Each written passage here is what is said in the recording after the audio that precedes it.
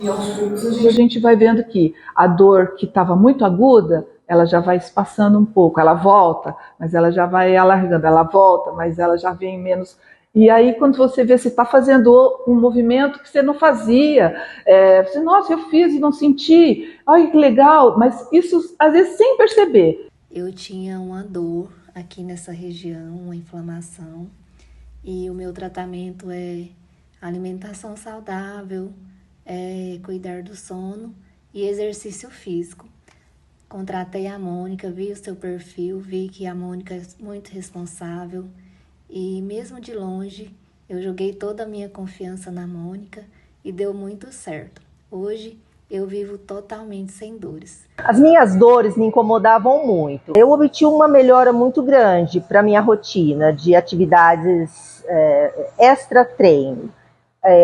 Eu tenho assim uma qualidade de vida muito melhor. Eu consigo viajar, eu consigo fazer uma caminhada mais intensa. Agora, hoje, com a Mônica, eu só vejo melhoras, muita melhora. Mesmo porque o ano passado eu tive um problema onde eu perdi muita massa magra e desenvolvi uma série de coisas diante disso, que foi falta de equilíbrio, osteoporose, e ela hoje está me ajudando demais, demais mesmo. A evolução que eu tive, por exemplo, eu não desequilibro mais, eu estou fortalecida, eu faço qualquer atividade, qualquer movimento, não me canso, e tenho pouquíssimas dores, muito pouco.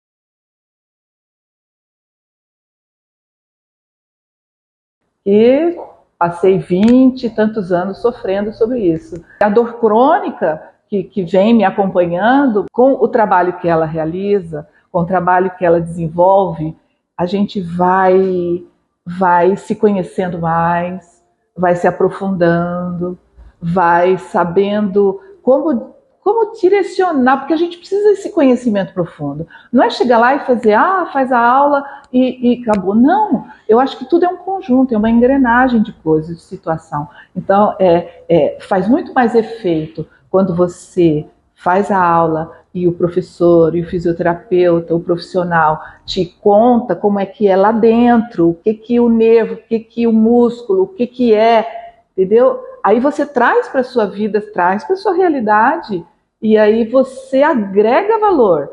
Então você sai da aula com um outro conhecimento. Então a sua vida já não é mais a mesma, já muda. Então você já começa a ver e fazer as coisas por outro ângulo.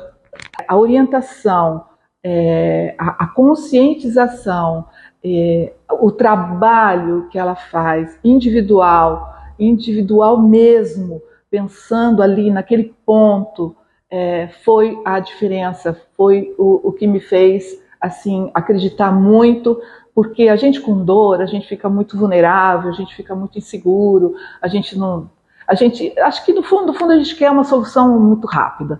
A gente quer isso, quer tirar ela da vida da gente. Mas não é assim que funciona. É com a insistência, com a persistência, com a conscientização, com o comprometimento de estarmos aqui sempre, sem falha, né? E o alívio que isso vai trazendo é impressionante. Eu sentia muitas dores na região do quadril, muita fadiga. Aí eu tive um diagnóstico de espondilite anquilosante e fibromialgia. E hoje eu percebo assim uma grande segurança, porque houve uma conquista em tudo que eu estava buscando, como a devolução do equilíbrio, da força muscular, da consistência muscular. Sabe a flacidez que mulher tem? Então, melhorei muito também. E eu me sinto assim, muito, muito, muito tranquila. E essas foram as conquistas. Hoje, eu só tenho a agradecer a essa profissional maravilhosa, eu me emociono. Muito obrigada, Mônica, por tudo. Beijo.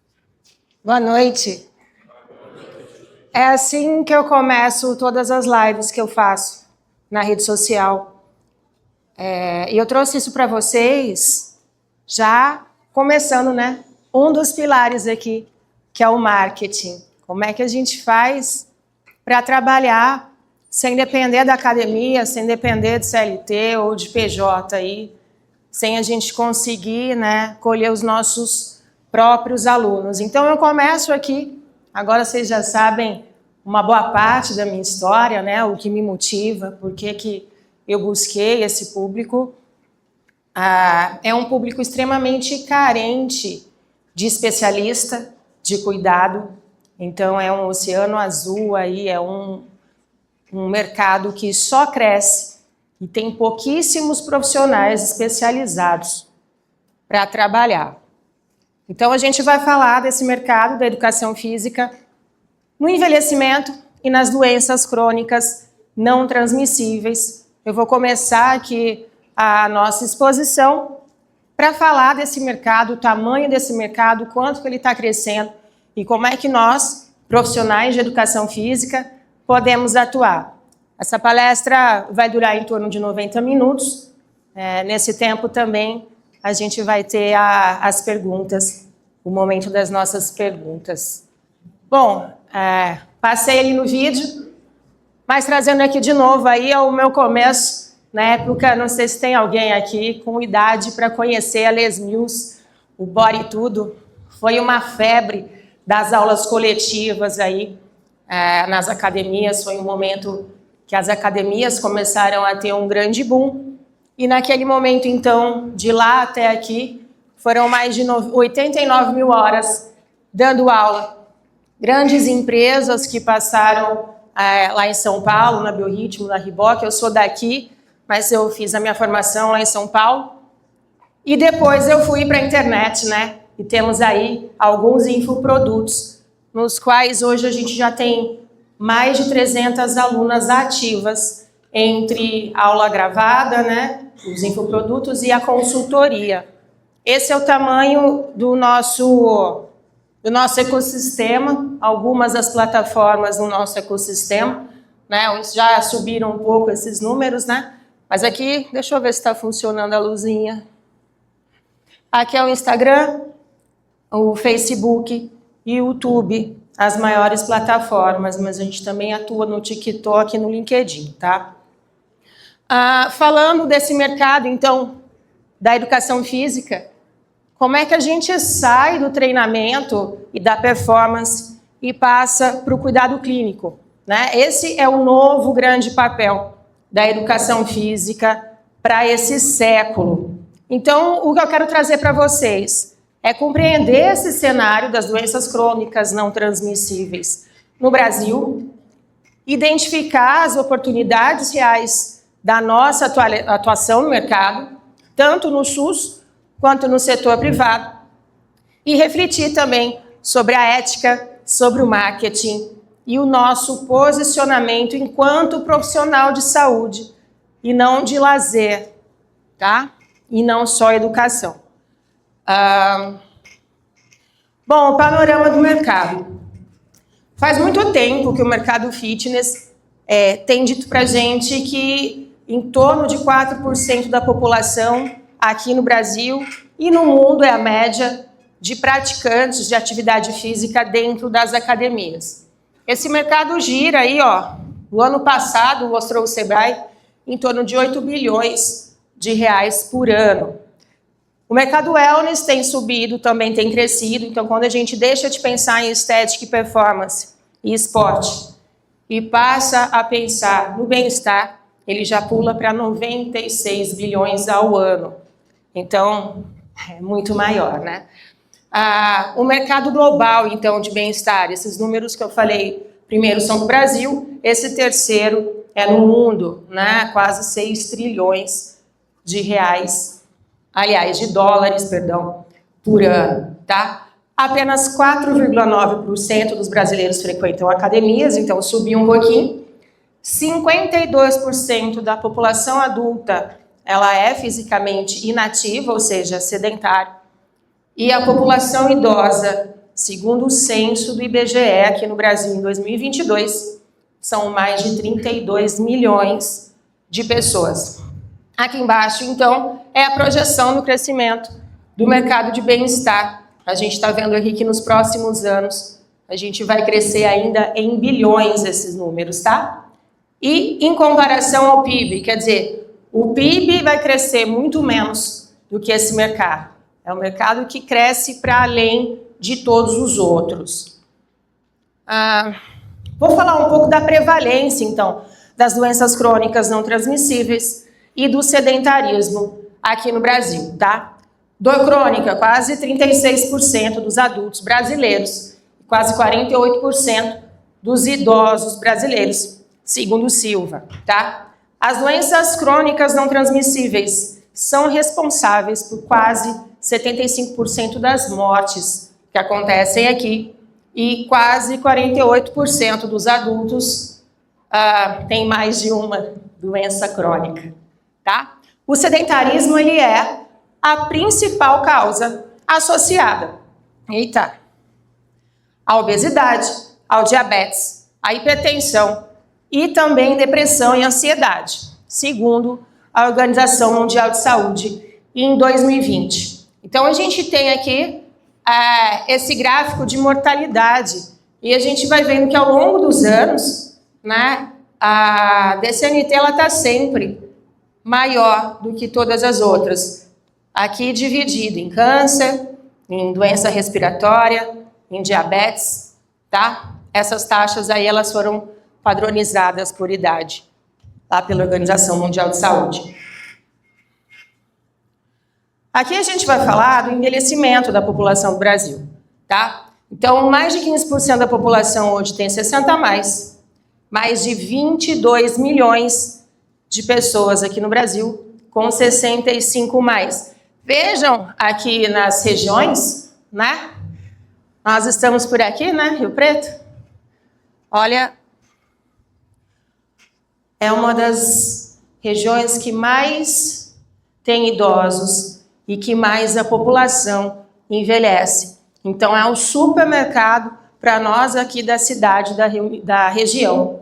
Falta profissional qualificado, se quiser olhar para esse público, tá? Bom, a gente está falando tanto do público, mas como que nós, profissionais do movimento, profissionais da educação física, a gente pode ajudar, né? São os efeitos do exercício. Vou começar pelo exercício resistido, né? Que ele consegue preservar a massa muscular, massa óssea, função neuromotora. A gente pode falar das miocinas, né? Que são as citocinas excretadas aí pelo músculo na contração muscular. E ela tem efeitos anti-inflamatórios, tróficos, né? De crescimento, neuroprotetores. E, além de tudo, o exercício reduz o risco das doenças cardiovasculares, diabetes, câncer, demências, né? Hoje a gente sabe que quanto maior a massa ali das coxas, maior a proteção cognitiva também e também a depressão, né? Então ali a gente tem um gráfico falando de todos os tecidos onde as miocinas atuam e melhoram, tá? Aqui eu vou falar também dos outros exercícios, né? No final tem a evidência, a referência de onde eu peguei essas informações, mas a gente falou primeiro do exercício resistido. Na sequência a gente está falando do exercício aeróbico, que melhora, obviamente, a condição cardiorrespiratória, né? As taxas aí da glicemia, lipídico, né? A própria pressão arterial, o humor. Quando a gente fala em exercício combinado, a gente está falando no melhor dos mundos, que é quando a gente combina o exercício resistido com o aeróbico, e aí a gente tem um maior impacto integral em todos os sistemas. Depois a gente vem com corpo e mente, né? Com essas práticas de bem-estar, e a gente começa a trabalhar não só visando o corpo, o físico, mas também a questão emocional, mental, e ela também ajuda então na regulação autonômica, né? Sistema nervoso simpático, parasimpático, frequência cardíaca, pressão arterial, equilíbrio no sentido de equilíbrio mesmo para não cair do chão, né? Mas também o equilíbrio emocional. Ele também faz uma regulação do sistema de dor, que a gente vai falar um pouco mais adiante, e do estresse. E por último, os exercícios de mobilidade, flexibilidade, alongamento, que ele vai ter uma função aí, né, articular, com relação à rigidez musculoesquelética e a prevenção também de dor e de quedas. Aqui, então, é só um resumo do que eu falei agora, né? Então, a gente tem aqui o exercício resistido, o exercício aeróbico, o corpo e mente e a mobilidade e flexibilidade, os benefícios. A gente ajuda ou não ajuda esse público? Será que nós somos ou não somos importantes para essa população, né? Nós somos os responsáveis que vão ficar com eles lado a lado e construir uma nova prática, uma nova rotina, um novo estilo de vida, né? E a gente tem aí uma ferramenta incrível, que é o exercício físico, e a gente vai conseguir melhorar todos os aspectos da vida da pessoa, tá? Eu vou falar um pouco agora sobre o que é a dor, afinal, né? A dor, a gente precisa lembrar que ela não é só biológica, mas ela tem um contexto, ela tem a mente também envolvida, tá? Então, a dor crônica, ela não é só biológica, ela envolve, sim, fatores emocionais, o nível de estresse, ele está muito relacionado com isso. O estresse, ele não é emocional, ele é elétrico, ele é bioquímico, ele é tecidual, ele é visceral. Então, ele está relacionado a todos os nossos sistemas. E também está envolvido com fatores sociais, comportamentais, e a educação física, ela atua, então, em todos esses âmbitos, né, como intervenção integrada de movimento, de autonomia, de educação e de acolhimento. Então, como que é esse padrão ouro na modulação desse sistema nervoso autonômico, que eu falei, de frequência cardíaca, pressão arterial, movimento de intestino, sistema nervoso simpático, parasimpático, estresse, sono, despertar, descansar, relaxar, né? E a dor. A gente vai falar, então, um pouquinho dos aspectos da dor. Do ponto de vista biológico, quando a gente faz o exercício, a gente tem um impacto neurobiológico, a gente tem a liberação de endorfinas, de serotoninas e uma série de analgésicos naturais aí, endógenos, que a gente produz no nosso sistema. A gente diminui a sensibilização central da dor. Se a gente for para entrar a fundo aí, até para uma outra palestra. Mas desde 2021, a Organização Mundial de Saúde assumiu e aceitou a dor por si só como uma doença, né? Então a gente consegue entender, por exemplo, que não precisa de uma lesão para a dor acontecer. E ela acontece por uma desregulação do sistema nervoso central. E é por isso que a gente chama de sensibilização central, tá? E o exercício também regula, então, o estresse, o humor, a ansiedade, a depressão. Aí a gente vai para os aspectos psíquicos da dor, né? Aqui eu estava numa aula de yoga.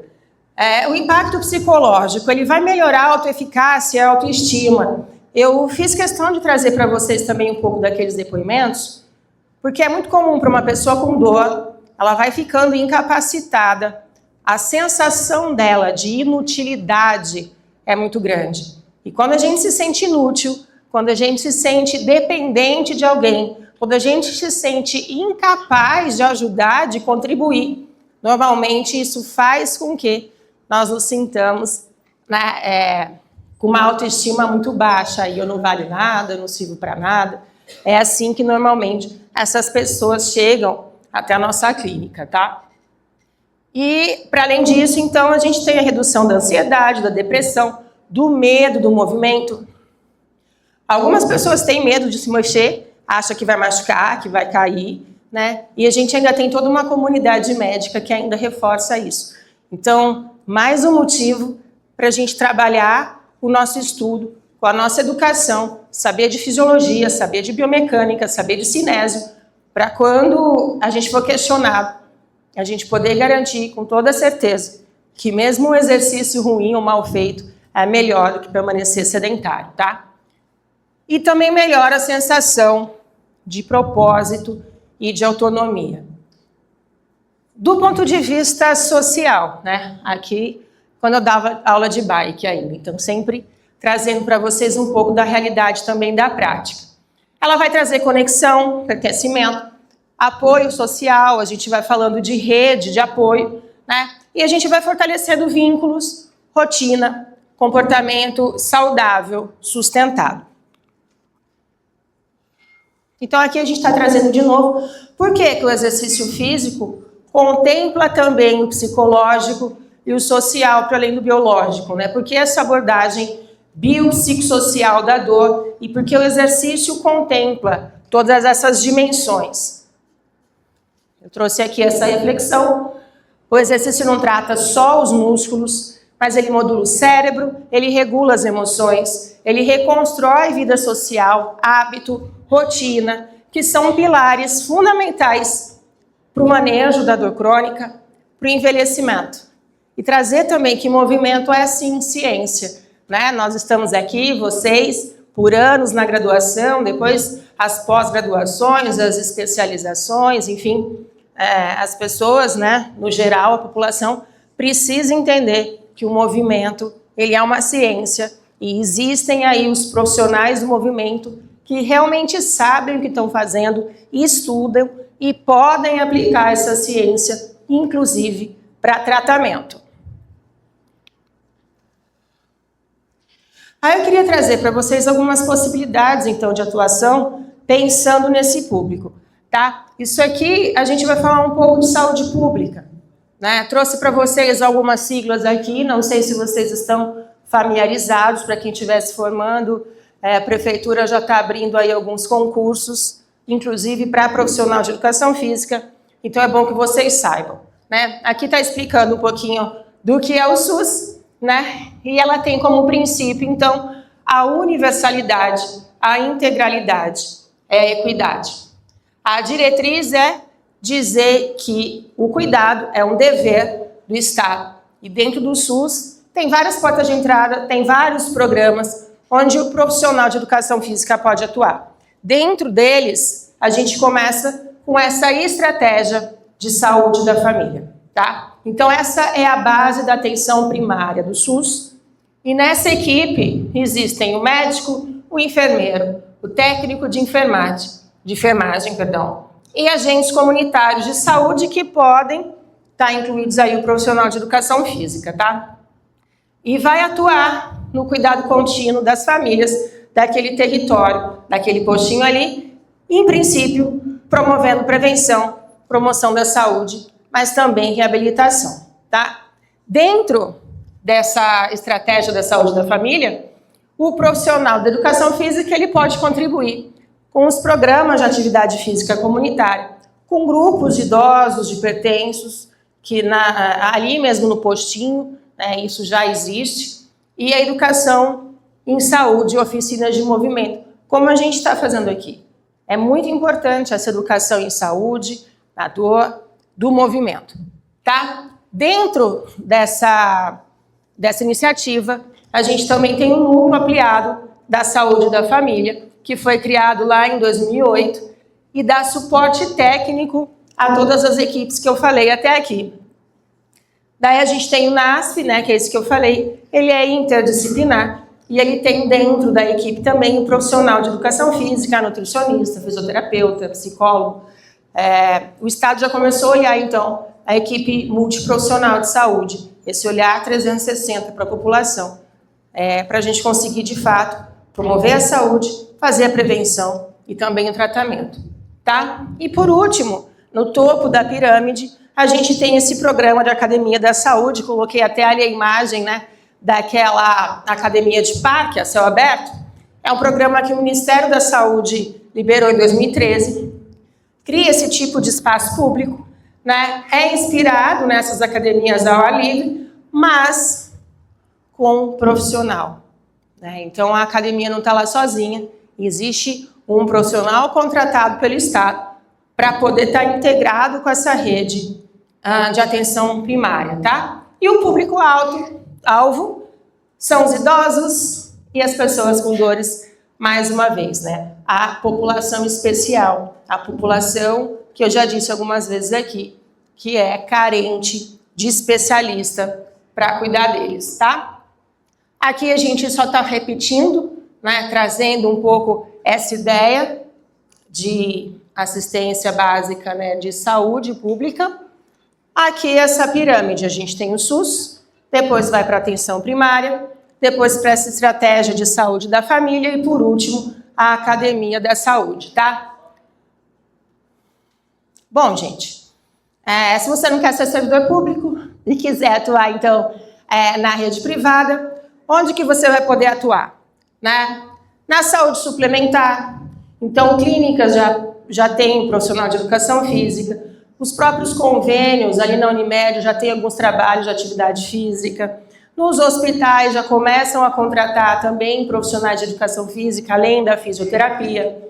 Os ambulatórios de dor, então esses centros de reabilitação como o Luci Montoro, o wellness corporativo, essa foto aí é de atividade laboral, né? A gente pode ser contratado pela empresa para fazer trabalho de ergonomia e laboral com os funcionários ali nas grandes empresas, né? E em ambientes livres, estúdios, nos parques, na sua casa online, atender a domicílio com a pessoa, né? Enfim, existe aí uma infinidade de possibilidades que você pode atuar se você olhar para esse mercado que vai para além, então, do esporte, da performance, que representam 4,9% da população, enquanto todas essas outras pessoas estão aí sem atendimento especializado, tá? Eu quero trazer para vocês essa ideia de que o nosso trabalho, ele tem base em políticas públicas de prevenção, né? Quando a gente começa a prevenir os custos lá do SUS, né, com os postos de saúde, com os hospitais relativos às doenças crônicas, como as cardiovasculares, obesidade, diabetes, tudo isso diminui. Então, isso é uma política pública de prevenção e manutenção de saúde, tá? Você atua onde o futuro da saúde está crescendo. A gente vai ter cada vez mais carência desse tipo de profissional para essa área. E aqui você não é o prof da academia, você é um profissional de saúde que pode sim atuar na academia. Mas eu lembro que quando eu comecei tinha gente que me perguntava: ô professora, você trabalha ou você só dá aula? Não sei se alguém aqui já passou por isso numa sala de musculação, né? Lá no Trânsito Livre. Faz tempo que eu não escuto isso, mas quando eu comecei era bem comum. E aí eu vou falar para vocês um pouquinho dessa mudança das doenças, né? Dessa linha do tempo das doenças e da educação física. No século passado, quando eu nasci, o que a gente se preocupava mais era com as infecções, com a falta da medicação, com os traumas, com as epidemias, como a gente teve essa do Covid, né? Então a medicina era voltada para a curativa, né? Era nisso que a gente pensava. E hoje, as doenças que mais acometem e que mais matam são essas doenças crônicas não transmissíveis, essa dor crônica, muitas vezes sem manejo, essa falta de movimento. Então o sedentarismo é responsável por um grande número, né, de mortes, o estresse e a saúde funcional e preventiva. Se a doença mudou, o tratamento também mudou e o exercício é cuidado, o movimento é saúde. Quem entende movimento, adaptação e comportamento é o profissional de educação física, gente. Não tem outro profissional que entenda disso tanto quanto nós. Se a doença mudou, o profissional de saúde também precisa mudar. Nós somos os profissionais de primeiro atendimento. A gente consegue ali avaliar, encaminhar para um especialista, se a gente entender a necessidade de um diagnóstico, né? Mas quem entende de comportamento, de movimento e de adaptação somos nós. O profissional de educação física não é o futuro da saúde, ele já é o presente para quem está atento. Então eu falei aqui um pouquinho desses nichos, tá? Idosos, dor crônica, reabilitação, oncologia. Na nossa clínica tem bastante gente, bastante paciente oncológico fazendo musculação. As doenças neurológicas, Então, usem essas certificações especializadas. Tem algumas poucas no mercado. Vale a pena, tá? O trabalho interdisciplinar, então nós trabalhamos com fisioterapeutas, com médicos, com psicólogos, com nutricionistas, tá? Integrado. E o empreendedorismo, como esses programas próprios, consultoria, mentoria, o próprio personal trainer, tá? Essa aqui então é a linha do tempo. Lá nos anos 80, o foco era estética e performance. Isso foi mudando para saúde pública e promoção de atividade física. Nos anos 2010, a prevenção e o manejo das doenças crônicas e hoje, não só a dor crônica, a doença crônica, mas a reabilitação, o autocuidado, o envelhecimento, tá?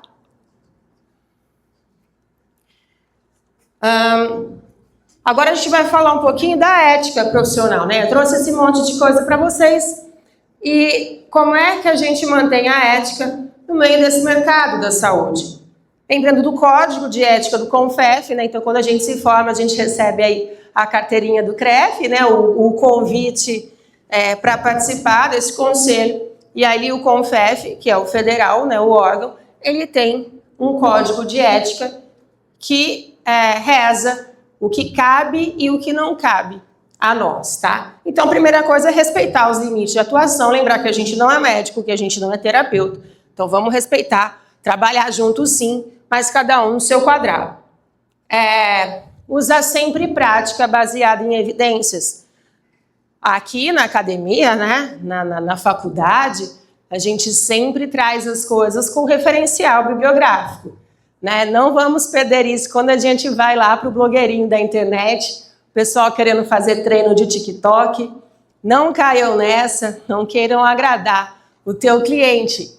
Prática sempre baseada em evidências científicas, tá? Lembra sempre de consentimento, de escuta ativa, de empatia e de não julgamento. A gente está falando de um público extremamente fragilizado, que chega para a gente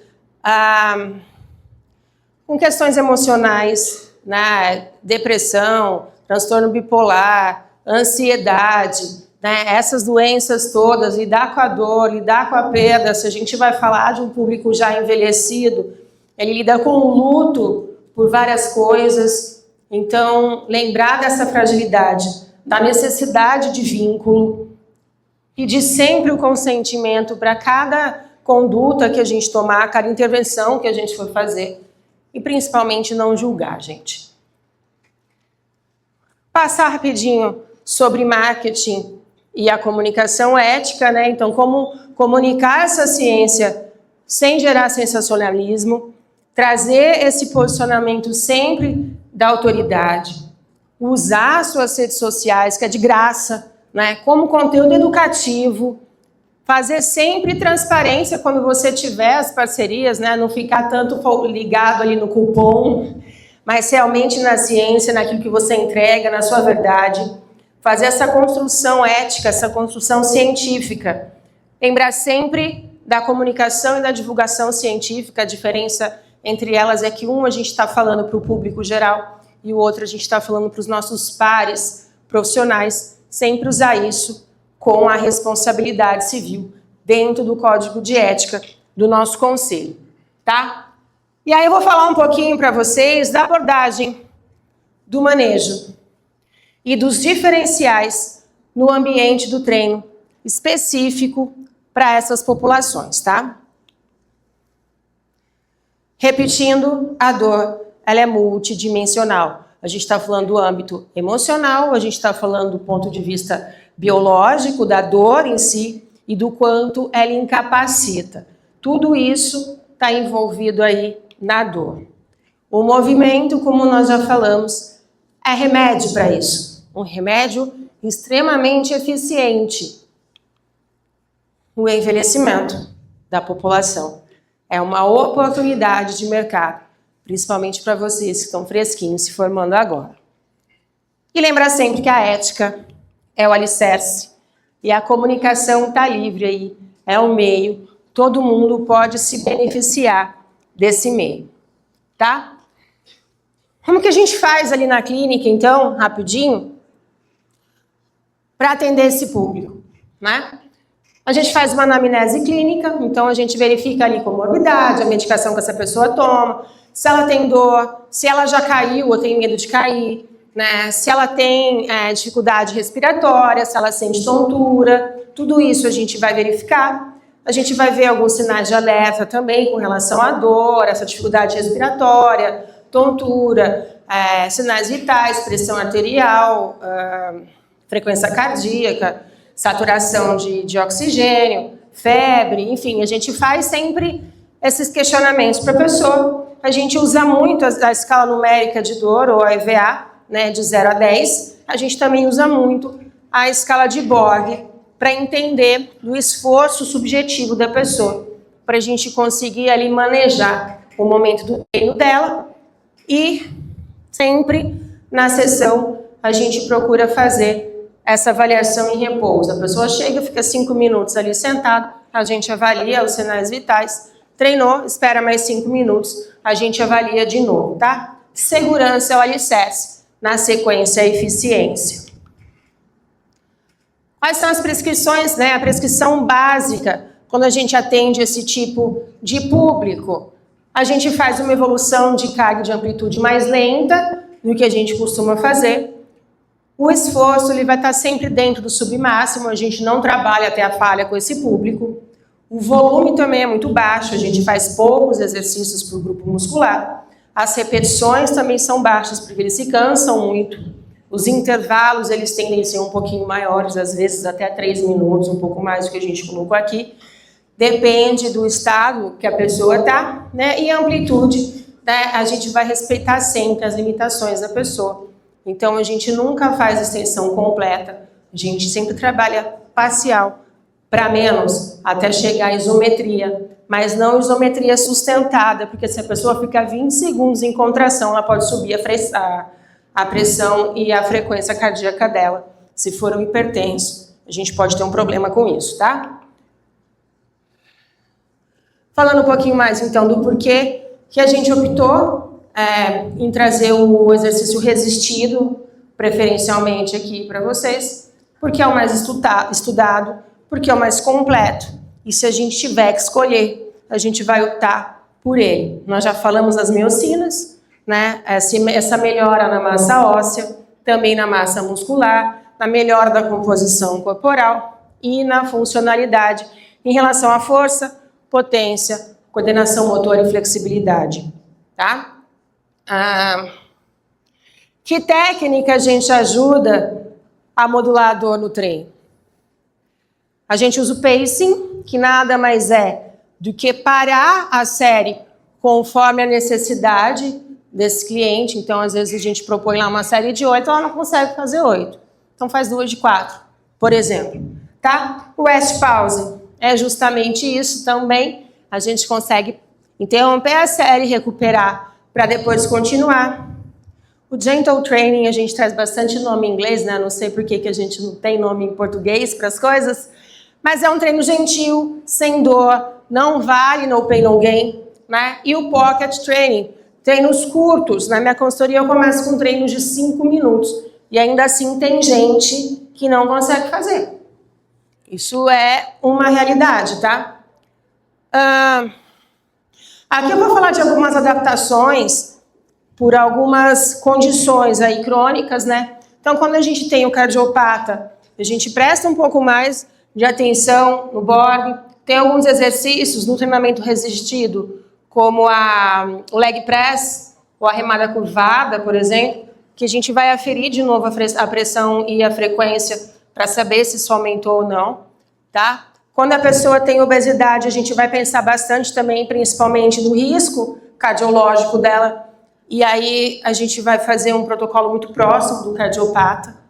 Quando tem osteoporose, a gente tem que pensar nos maiores grupamentos possíveis, né? Evitar as flexões de tronco com carga, porque elas podem quebrar a costela, podem quebrar a vértebra, tá tudo muito fragilizado ali, né? E se for dor crônica ou fibromialgia, a gente tem que cuidar muito desse ritmo, desse volume, dessa intensidade, para que elas possam suportar o treino e não ter a dor tardia depois e precipitar uma crise de dor, tá? E, por último, os neurológicos, sempre pensando, às vezes a gente precisa de uma ajuda ali com a marcha, às vezes a pessoa não consegue acessar o equipamento, ela não consegue caminhar direito, então a gente sempre vai buscando até acesso aos cuidadores, aos familiares, né? Muitas vezes a gente precisa de todo um contexto aí para poder atender essas pessoas. Para finalizar, a gente tem esse prontuário, nós não chamamos a nossa ficha de treino, nós chamamos de prontuário do aluno, porque ali tem um histórico de tudo que ele vivenciou ali com a gente. Então, sempre tem esses registros a todo treino. A gente tem metas que a gente faz para cada 12 semanas reavaliar e ver se cumpriu essa meta funcional. E a gente tem sempre os ajustes. Eu coloquei semanais aqui, mas é treino a treino, tá? Todo treino tem algum ajuste para fazer, porque sempre tem uma história para contar. Um treino nunca é igual ao outro. Então, a Eliana, vocês viram no começo ali do vídeo, né? Ela chegou com muita dor, né? Ela tinha essa dor lombar, a fibromialgia, ela tem ainda, né, a espondilite anquilosante, e a gente conseguiu fazer com que ela recuperasse a confiança, a autonomia e tudo que ela achou que tivesse perdido. Esse é o João. O João, gente, ele é transplantado de fígado, ele é revascularizado 4 vezes, ele tem 4 pontes de safena, ele é hipertenso e ele tem aí uma série de condições. Ele treina junto com a esposa, que fez uma prótese no joelho, uma artroplastia, e a sogra, que tem aí uma sarcopenia bem séria por conta de distúrbios gastrointestinais, né? E a família inteira está lá treinando com a gente, tem uns 3, 4 meses, e já conseguiram muito resultado funcional, e principalmente comportamento, relação, né, à depressão.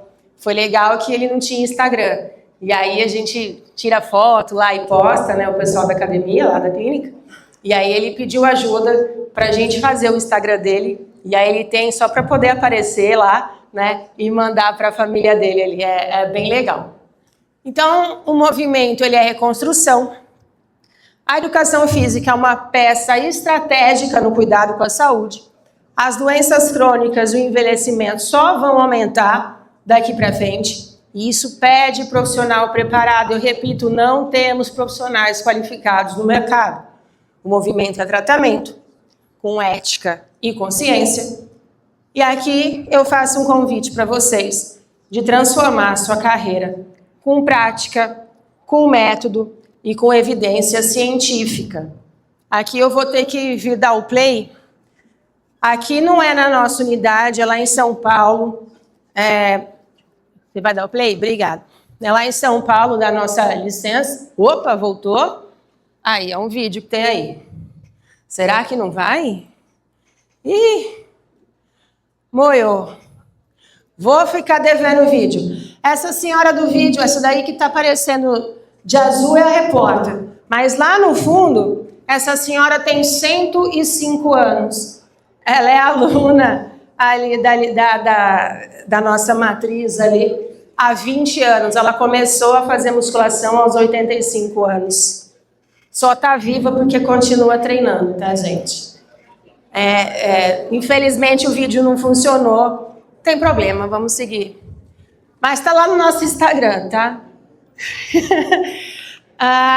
Essas são as referências, algumas das referências que eu usei nessa apresentação. E falei da Biodelta, né? Então, só para trazer para vocês, contei um pouco da minha história profissional. Aqui a nossa clínica é uma licenciada de um instituto já bastante conhecido, de 30 anos já, que tem lá em São Paulo. Então, só para lembrar que o nosso método é que nós não somos uma academia, nós somos uma clínica de musculação. A musculação é a nossa única intervenção, a gente não tem nem esteira lá, justamente pela eficiência, justamente pela segurança. Os nossos equipamentos são produzidos pela Biodelta, eles são adaptados né? Tanto do ponto de vista de acessibilidade, por exemplo, você consegue imaginar uma senhorinha dessa num leg press de 45? Como é que ela entra, como é que ela sai dali, né? Então tem toda essa questão da acessibilidade, do sistema de alavanca, de conseguir usar o músculo sim, mas protegendo a articulação, né? Então a gente usa o termo de musculação especializada ou musculação terapêutica ou até mecanoterapia, que é usar a musculação como a única intervenção de tratamento e não só a prevenção de todas essas doenças que a gente falou até aqui, tá? E aqui falar desse instituto, então, né, ele foi fundado em 91, dentro da USP, no laboratório de biomecânica lá, pelo Dr. José Maria Santarém, faltou a fotinho dele aqui, desculpem. Mas ele é um fisiatra, ele é um reumato, ele tem sido um grande entusiasta do fisiculturismo, ele é uma das pessoas responsáveis por trazer o fisiculturismo para o Brasil. Ele foi presidente de algumas federações do fisiculturismo, ele foi para a USP, ele se tornou professor lá, responsável ali por alguns setores ali de pós-graduação, e lá ele criou o instituto, o método e o desenvolvimento dos equipamentos. Ele ficou por lá por 24 anos, e agora esse instituto, além das franquias, tem todo o núcleo ali de ensino e pesquisa, dos quais nós fazemos parte. E aí eu vou trazer para vocês essa oportunidade, então, falando disso, estamos lançando aí um programa de capacitação de treinamento resistido para essas doenças que a gente falou. Nesse sábado, a gente vai falar um pouco mais sobre avaliação clínica, funcional e antropométrica para esse público. E para vocês que estão aqui hoje, a gente tem um super desconto que vai sair a R$ 97,00. São 4 horas no sábado de manhã com o certificado. E muito obrigada. Estou abrindo agora para as perguntas. E aí?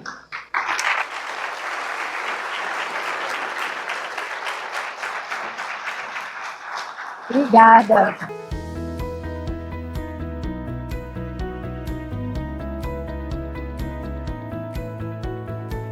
E aí, gente, impossível que ninguém tenha nenhuma dúvida. Por favor, a gente passa o microfone? Obrigada. Boa noite, Mônica, tudo bem? Prazer, Gabriel. Obrigado pela sua palestra. Eu queria saber, você mesmo falou que na sua clínica você mede a pressão inicial, pré-treino, e a pressão final pós-treino. Referente a isso, o paciente com hipertensão, qual é o protocolo a ser feito? E caso essa pressão arterial suba durante o treino, qual é o protocolo de procedimento a seguir sobre isso? Legal, boa pergunta, obrigada. Gente, para cada patologia, a gente tem ali um protocolo, tá? Então, o nosso trabalho, ele é personalizado, a gente costuma dizer que é semi-personalizado, porque a gente faz ali a avaliação clínica e funcional, entende o objetivo dessa pessoa, e aí a gente vai com os nossos critérios ali, né? A equipe multidisciplinar, tem físio, tem profissional de educação física, a gente vai estudando junto em montar esse treino, então ele é personalizado. Mas depois a pessoa ela não precisa treinar com um professor, com um personal. Lá a gente pode fazer um personal compartilhado, que ela treina com até mais 2 pessoas por professor. E aí todas as pessoas que estão lá, por segurança, a gente faz esse protocolo. A pessoa chega para treinar, a gente tem ali os 5 minutos iniciais, que a gente chama de acolhimento, e a gente faz ali uma anamnese. Então pergunta, né? Oi, seu João, como é que tá? Dormiu bem, não dormiu? Comeu, não comeu? Tomou remédio, não tomou? Tá passando bem, não tá? Ficou com dor, não ficou? E aí começa a contar as histórias. Subiu na escada, fez faxina, fez mudança, não dormiu, esqueceu o remédio, por aí vai. Então essa anamnese rapidinha que a gente faz treino a treino, a gente já colhe dados ali. Além disso, a gente faz essa aferição da pressão arterial, da saturação de oxigênio e da frequência cardíaca. A gente trabalha hoje com limite da sistólica ali em torno de 180 miligramas. E aí, o que a gente faz? Se ela ainda está alta, a gente aguarda 5 minutos, dá uma água, pede para a pessoa dar uma acalmada, dar uma relaxada, porque também tem esse componente emocional envolvido. Né? Se ainda assim está alto, a gente vai levar a pessoa ou para o leg press, ou para uma máquina que a gente chama de remada inclinada, que é, na verdade, uma remada curvada apoiada. Ela vai fazer uma série ali de 8 a 10 repetições e a gente vai aferir a pressão de novo. Se essa pressão se manteve ou diminuiu, a gente segue com o treino. Caso essa pressão tenha aumentado, a gente interrompe, a gente faz um relatório um relatório da pressão arterial dessa pessoa por todo o período que ela está com a gente e a gente encaminha para o cardiologista. É esse o protocolo que a gente faz, tá bom? Então, pessoal, mais alguma pergunta?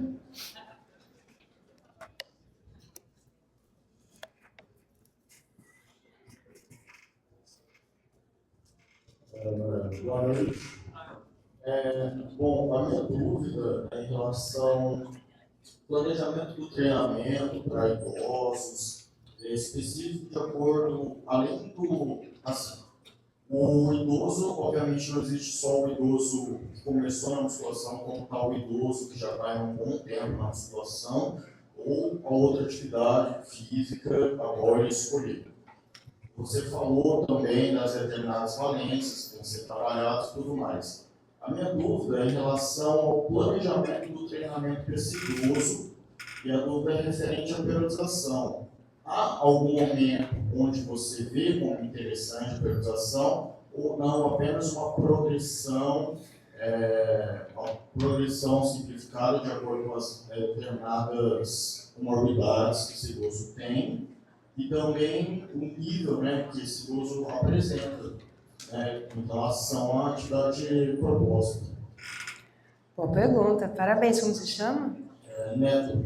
Obrigada, Neto, pela pergunta. Bom, pessoal, a gente trabalha com microciclo, mesociclo e macrociclo sim, tá?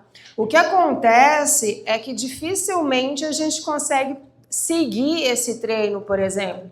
Porque sai para viajar, fica doente, pega gripe, faz uma arte lá, eu fico brava, assim, eu brigo com eles. Se sentir um pouco melhor, vai querer limpar a calha no telhado, né? Então acontecem situações que a gente sempre volta para um treino de recuperação, a gente sempre acaba voltando para uma adaptação, né? Isso é muito comum acontecer, então isso dificulta um pouco a gente pensar em longo prazo. Mas a gente procura sim, tá? A gente usa normalmente um método piramidal ali para fazer o treinamento, tá? A gente procura usar, então, dentro das séries, 60% de um RM, 80%, né? Até 90%, dependendo da pessoa, algumas séries, para a gente conseguir trabalhar aí, né, todo o range que a gente tem com exercício resistido, né, metabólico, tensional, tudo mais. Então, a gente procura tentar fazer isso todo o treino, né? E a gente tenta seguir aí, né? Por isso que a gente tem esse mesociclo aí de 12 semanas. A gente faz essa avaliação funcional. Eu não falei dos testes, mas em princípio são 3 testes que a gente usa, que é o TUG, é um teste que a pessoa ela faz um percurso de 3 metros e a gente cronometra quanto tempo ela leva para fazer. Se levar mais do que 10 segundos, essa pessoa tem um risco de queda aumentado. É o nosso teste de equilíbrio e de agilidade. A gente também faz o teste de sentar e levantar em 30 segundos. Então, a gente conta quantas vezes a pessoa consegue sentar e levantar. Isso é um teste de força de membros inferiores. E a gente também tem o teste de pressão palmar, que não só afere a pressão, né, das mãos, a força das mãos, mas força global. Ele é um grande preditor, por exemplo, de sarcopenia. Então, com o resultado desses testes, mais a avaliação clínica de dor e das patologias que ele tiver, a gente traça uma meta em 3 meses e o objetivo é cumprir essa meta melhorando um score em algum desses testes, né? E aí a gente vai criando esses mesociclos de 3 meses baseado nisso aí, tá bom? Legal. Mais alguém? Mais alguém quer fazer alguma pergunta?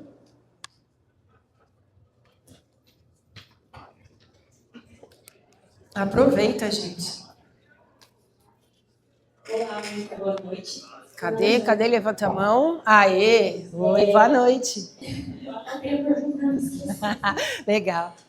Eu gostaria de saber quais são os principais cuidados, né, que a gente deve ter com os pacientes sarcopênicos e também aqueles com a síndrome da fragilidade, que, né, advém da sarcopenia. Certo, boa pergunta. Qual é o seu nome? Giovana. Giovana, além da fraqueza, né, a sarcopenia, ela não vem só com a diminuição de massa muscular, ela vem também com a diminuição de força, né, e muita fadiga. Então, normalmente, essa pessoa sarcopênica, ela pode ter até uma dificuldade de marcha. Então, alguns cuidados que a gente tem lá é acompanhar mesmo. A gente pega essa pessoa, senta lá na poltrona, ela faz a aferição. A gente evita virar de costas para essa pessoa, para a gente acompanhar essa marcha, porque existe um risco de queda real ali, né? A evolução das cargas ela é muito mais lenta. As amplitudes, elas tendem a ser bem menores também, porque, para além de tudo, existe muita rigidez articular ali. Esses tendões também estão ressecados, né? Atrofiados. Então, a gente tem um volume menor, uma intensidade menor. O treino ali dura no máximo 30 minutos. Muito mais explicar, a gente tem ali muita educação mesmo. A gente usa o tempo que a gente tem com os nossos clientes para anamnese e para educação, tá? Eles são muito criteriosos, eles são bastante curiosos, eles têm bastante objeção, eles perguntam sobre tudo. Eu costumo falar para a minha equipe que a gente tem que dominar fisiologia, biomecânica, cinésio, até a neuro, porque se a gente não conseguir convencer, eles não vão aderir. Tá? Então, os maiores cuidados é muita paciência, muita escuta ativa e, tecnicamente, isso que eu falei. Consegui responder a tua pergunta? Valeu. Mais alguém, pessoal? Aê! Boa noite também. Boa noite. Aquela pergunta da sarcopenia, então, dado o espaço, né? Eu queria saber sobre a fibromialgia. Certo. Né? Quando chega um cliente com fibromialgia severa, grave, reunião de dor, aqueles pacientes que não conseguem realmente levantar o braço, sentem muita dor articular, né? Para você explicar um pouco para a gente o que é, como a gente tem que lidar com esse cliente no primeiro momento e como que a gente pode iniciar, no seu ver, qual é a melhor maneira de começar um trabalho com um cliente que sofre com esse tipo de dor. Perfeito. Qual é o seu nome? Danilo. Parabéns, Danilo. Obrigada pela pergunta, viu? Gente, essa semana, na consultoria ali no online, surgiu uma pessoa que eu juro por Deus que a hora que eu vi a anamnese dela, a primeira coisa que eu pensei, falei, eu só posso acender uma vela e orar. Porque eu não sei por onde eu vou começar com essa pessoa. Então, na nossa anamnese, a gente faz até uma pergunta, investigação biopsicossocial, né? Pega o histórico da pessoa. Então, ela conta que ela teve dor no crescimento quando era criança, que desde a primeira menstruação ela começou a ter uma enxaqueca, que nunca mais melhorou, que por conta disso ela não consegue se concentrar, que o sonho dela era estudar inglês, ela não consegue por conta dessa dor, ela não consegue se concentrar. Depois a mãe dela teve câncer, aí ela teve que cuidar dessa mãe, e a família falando que isso era frescura, que era preguiça, ninguém acreditava, e ela buscando os médicos e não conseguia o diagnóstico, e aí dor no pé, dor não sei aonde, enfim. Eu faço ali um mapa, né, um bonequinho com as regiões do corpo e peço para a pessoa assinalar que parte do corpo que dói, dos pés até a cabeça, à frente e atrás, todos os números. Falei, bom, legal, vamos ver a intensidade, então? 10. Mas não melhora nunca? Não. Você não tem crise de dor, não tem o flare? Não, é o tempo inteiro. Ela falou, inclusive eu estava fazendo uns exercícios lá dos seus videozinhos, beleza? Mas aí um dia eu fiz, a hora que eu acordei, e travou meu pescoço, doeu demais, eu não consegui trabalhar, fiquei de cama, vomitei. Falei, meu Deus, o que eu fiz com o meu vídeo, né? Fiquei assim, se vocês verem, eu tenho uns vídeos que é só fazer isso aqui, só fazer isso aqui, só fazer isso aqui. Fala, como é que eu machuquei alguém fazendo isso? Aí ela falou, não, mas é que eu lembrei que tem um doutor fulano de tal que você também segue, e ele mandou fazer isso aqui com o pescoço até o final, e daí eu fiz, e aí aconteceu. Caramba. Tá, né? Vou tentar te ajudar. Vamos ver o que dá pra fazer aqui. E aí, gente, juro por Deus, o que eu mandei para ela, 5 minutos de mobilização neural. Mão, pescoço, mas assim, ó, pequenininho. Girar, é isso. Mobilidade, principalmente fibromialgia, tem muita tensão aqui no pescoço, né, trapézio. Então é para fazer isso aqui, pequenininho. Fazer a mobilização aqui palmar, ulnar, bem pequeno, bem devagar. Respiração. E o máximo que eu fiz, o mais que eu precisei fazer, tô com você, acredito em você. Eu sei o que você está sentindo, eu também passo por isso, né? Porque eu também sou paciente. Então, vamos junto, ó. Tô propondo isso aqui para você, mas eu preciso do teu feedback, eu preciso do teu retorno. Qualquer coisa que aconteça, me responde, a gente ajusta, beleza. Acredita que ela foi fazer isso a primeira vez, ela me mandou a mensagem, vomitei de dor. E foi isso que eu passei. O que eu respondi? Falei, bom, obrigado por ter me falado, né? Eu vou meditar sobre isso. Mentira, eu não falei assim.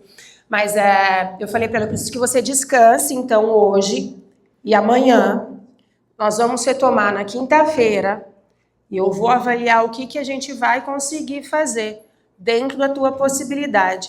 Só não desiste, né? A gente vai fazer o mínimo, né? De você conseguir fazer aí uma mobilidade de punho, de tornozelo.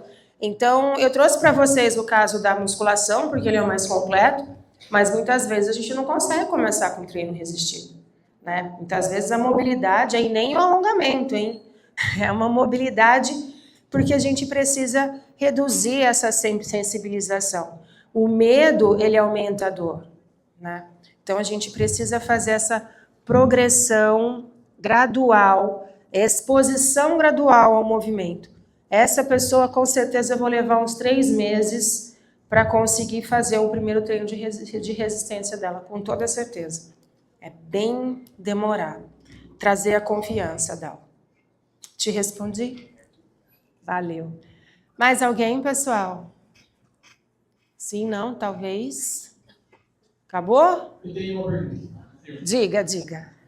Professor, aqui nas nossas aulas, eu até estava conversando com o professor Tiago antes da gente começar uma palestra hoje, e muitos professores falam sobre as equipes multidisciplinares, que a gente vai enfrentar uma equipe multidisciplinar, isso e aquilo, só que a grande maioria de nós aqui nunca teve a oportunidade de trabalhar numa equipe multidisciplinar. E eu queria saber o maior desafio e a maior contribuição que o profissional da educação física tem na equipe multidisciplinar. Nossa, boa pergunta. Como você chama mesmo? Rafael. Rafael, obrigado pela pergunta. Gente, é um trabalho de formiguinha, tá? Existem já algumas residências multiprofissionais, né? Então, por exemplo, essa de dor ali no Einstein foi profissional de educação física, fisioterapeuta e ortopedista, a gente trabalhar junto. Eu sei que ali na FAMERP já tem algumas coisas assim também, né? Se a gente vai pensar ali no SUS, como a gente falou, também tem um espaço profissional de educação física, mas, honestamente, é claro, a gente ainda sofre muitas barreiras, muito preconceito, mais uma vez, por isso que eu reforço a necessidade da gente estudar bastante para ter argumento, né? Então, não foi fácil, nem foi simples chegar no ponto de ter uma equipe multidisciplinar comigo. Lá na nossa clínica a gente tem o físio e o profissional de educação física, mas para além disso a gente tem, por enquanto, né, o psicólogo, nutri, médicos aí de algumas especialidades, desde a longevidade até o geriatra, o clínico da dor, o reumato, o ortopedista, o cardio, a médica do esporte, a gente já está conseguindo criar um hub, né? Um espaço que a gente possa conversar a respeito, né? Mas para a gente conseguir ter esse espaço de respeito dos outros profissionais de saúde, para conseguir fazer valer a nossa voz, e em relação à contribuição, né? Como eu disse ali, quem sabe de comportamento, quem é o profissional que tem mais tempo de contato com o público, quem sabe manejar o movimento, seja com a periodização ali, né? Ou seja mesmo numa sessão única, é o profissional de educação física, né? Então a gente precisa conseguir se posicionar e ter voz diante, por exemplo, de um ortopedista que fala que a pessoa não pode sentar, não pode agachar, então ela não pode entrar no carro, ela não pode sair do carro, ela não pode sentar, ela não pode deitar na cama, não pode usar o banheiro. Então, assim, né? Como que a gente faz para se posicionar diante disso? Baseado em que a gente vai poder ter essa discussão, né? E trazer essa pessoa, esse profissional para o nosso lado, atualizar ele para as evidências científicas, né? Do que tem na literatura aí de robusto. É a gente que tem que mostrar e sair daquele lugar do cara de bermuda e apito segurando bola e que foi fazer educação física porque era o mais barato, porque não queria estudar ou alguma coisa assim, né? Nós somos profissionais que podem ganhar aí de R$10 a hora lá no trânsito livre, até o pessoal da Ironberg lá, que ganha R$600, R$700 a hora, né? Ou mais. Então, qual que é a diferença? Por que aquele cara ganha tanto e a gente no começo, ali no chão da academia, tão menos, né? Qual que é a diferença? O que esse cara faz para chegar nesse lugar? Para quem está treinando com ele ver o valor disso, né? A gente tem, inclusive lá em São Paulo e em alguns lugares do mundo já, os hubs de saúde, né? Que são lugares onde tem as clínicas, as diversas especialidades médicas, uma série de atividade física ali, os recovers. Então, cada vez mais a gente está trocando esse olhar de consulta avulsa do médico para um programa de acompanhamento, né, da saúde, de evolução. E aí, quem que está com essa pessoa evoluindo junto com ela? Eu acredito que a maior contribuição que o profissional de educação física pode dar é essa. Te respondi? Legal. Mais alguém, pessoal? Estou gostando das perguntas. Não? Não? Então, foi um prazer estar com vocês. Maiara, muito obrigada pelo convite. Foi uma honra. Uma satisfação.